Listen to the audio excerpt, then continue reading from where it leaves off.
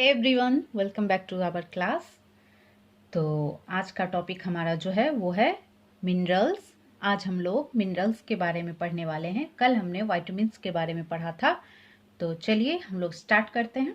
Minerals, salts of certain non-metals needed by our body for its normal functioning are collectively called minerals। तो कुछ metals के salts या फिर non metals के जो कि हमारे बॉडी के लिए प्रॉपर फंक्शनिंग के लिए जरूरी होता है हमारे बॉडी में, उनको मिनरल्स कहा जाता है। तो अब देखते हैं कि हमारे बॉडी में मिनरल्स का क्या योगदान है, क्यों इम्पोर्टेंट होता है मिनरल्स हमारे लिए। ठीक है, तो नेक्स्ट जो पॉइंट हो गया वो ये हो गया कि minerals help in the proper utilization of other nutrients in our body. ये प्रॉपर जो अदर न्यूट्रिएंट्स होते हैं ना, उनका प्रॉपर यूटिलाइजेशन में हेल्प करता है। ठीक है, नेक्स्ट जो पॉइंट हो गया, minerals are required by our body in very small quantity. इसकी जो क्वांटिटी है ना, बहुत कम मात्रा में हमारे बॉडी को चाहिए होता है, बट इम्पॉर्टेंट है, चाहिए होता है लेकिन बहुत कम मात्रा में चाहिए होता है। मैनी अदर मिनरल्स जैसे कि कॉपर, जिंक, मैग्नीशियम, ये सब हमारे बॉडी को बहुत ही स्मॉल अमाउंट में चाहिए होता है। तो हम थोड़ा सा एक नज़र दौड़ाते हैं कि भाई जो मिनरल्स है उनका एक एडल्ट के लिए लगभग कितने अमाउंट में चाहिए है मिनरल्स एक एडल्ट के लिए, ह्यूमन बॉडी के लिए।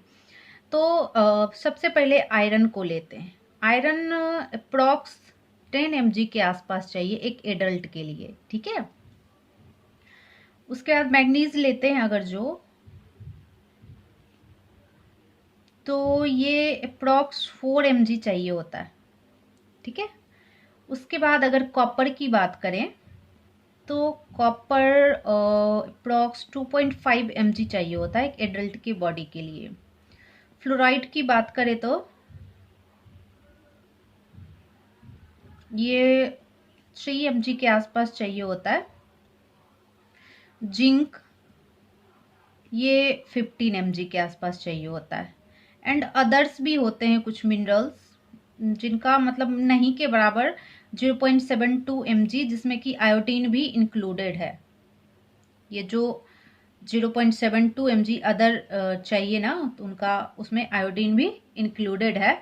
आयोडीन का चाहिए होता है 0.15 mg ही हमारे बॉडी को डेली इसकी रिक्वायरमेंट होती है। ठीक है, आयोडीन का 0.15 mg ही हमारे बॉडी को चाहिए होता है। एक एडल्ट जो होता है ना, होते हैं उनके बॉडी के लिए इतने मात्रा में ही मिनरल्स की आवश्यकता होती है। तो एक हमने अप्रॉक्सीमेट देख लिया कि इतना इतना mg एक एडल्ट के बॉडी में चाहिए है। तो कुछ मिनरल्स, उसके फंक्शंस और उसके सोर्सेज के बारे में हम लोग पढ़ते हैं। जैसे कि फर्स्ट मिनरल हमारा आ गया आयरन। इसका काम क्या है?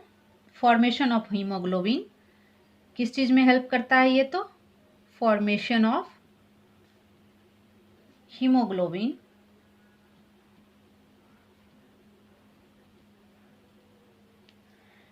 और इसका सोर्सेज क्या क्या हो गया? तो ये हमें मिलता है liver, eggs, kidneys, jaggery, spinach और ग्रीन वेजिटेबल्स, इन सब में आयरन भरपूर मात्रा में पाया जाता है। ठीक है, सेकंड जो हमारा मिनरल है वो है आयोडीन।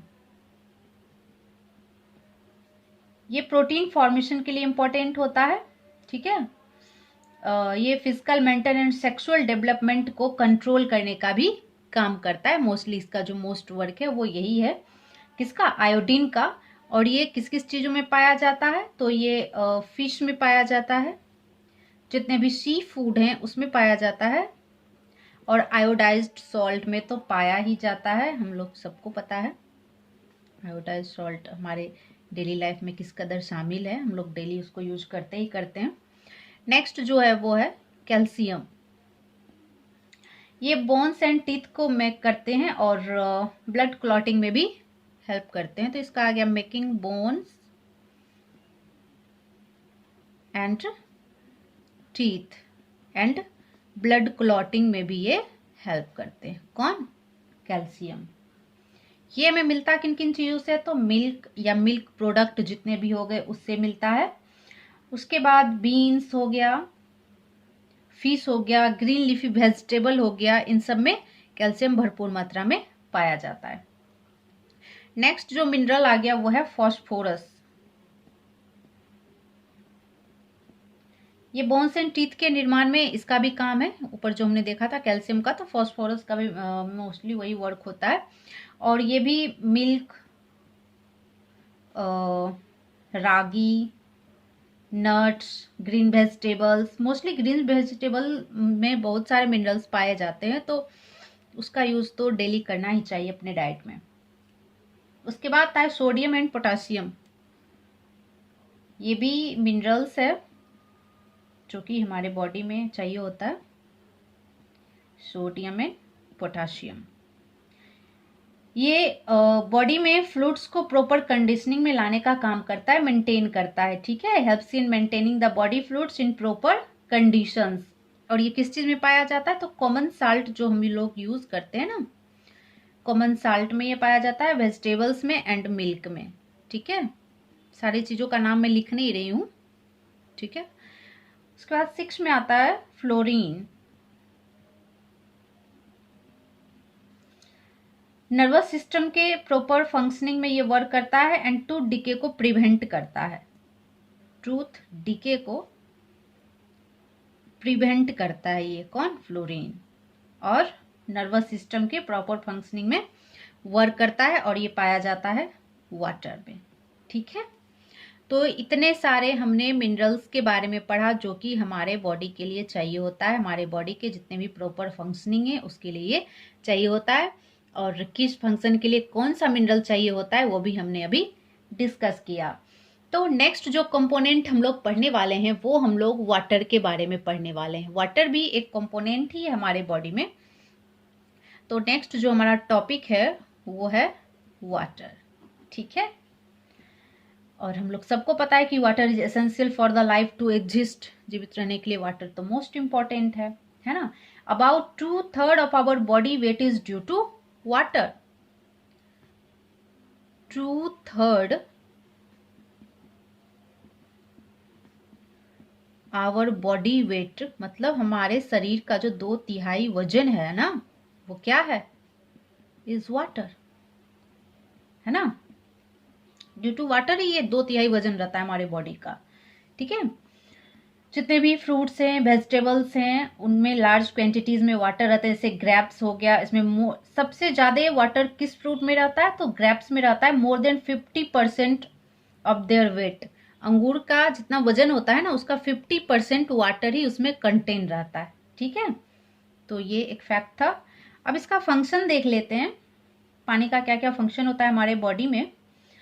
तो for the transportation of nutrient chemicals to and from the cells, ये ट्रांसपोर्टेशन का काम करता है। फर्स्ट इसका वर्क हो गया वाटर का, हमारे बॉडी में ट्रांसपोर्टेशन का ये वर्क करता है, ठीक है। नेक्स्ट हो गया मेंटेनिंग द बॉडी टेम्परेचर। ये क्या करता है, बॉडी टेम्परेचर को मेंटेन करता है, कौन, वाटर, ठीक है।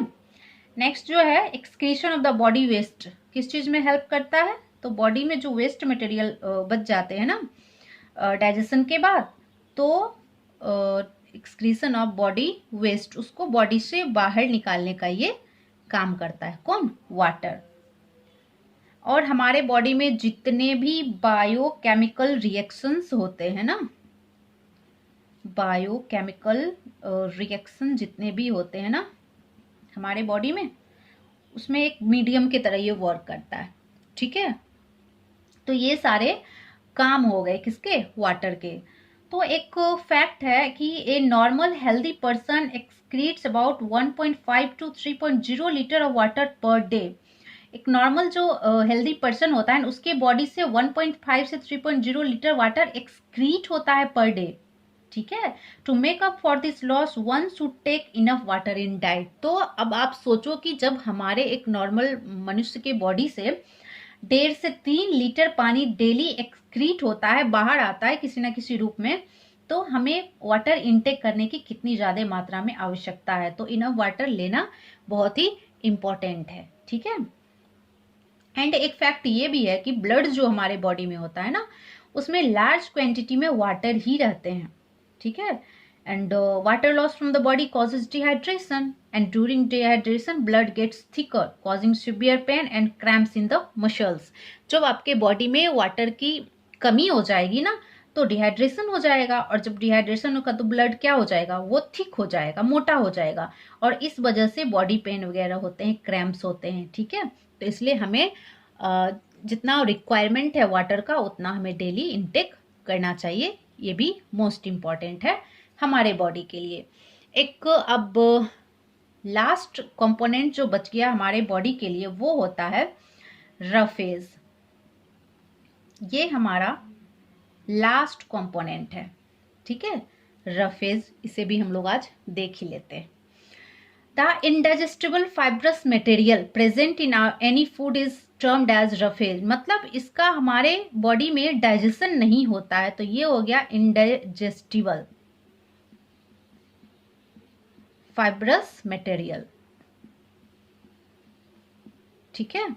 अब कहोगे कि भाई ये डाइजेस्ट ही नहीं होता है तो इसको लेने से क्या फायदा, हमारे बॉडी को क्यों चाहिए है? बिल्कुल चाहिए, देखते हैं आगे क्यों चाहिए।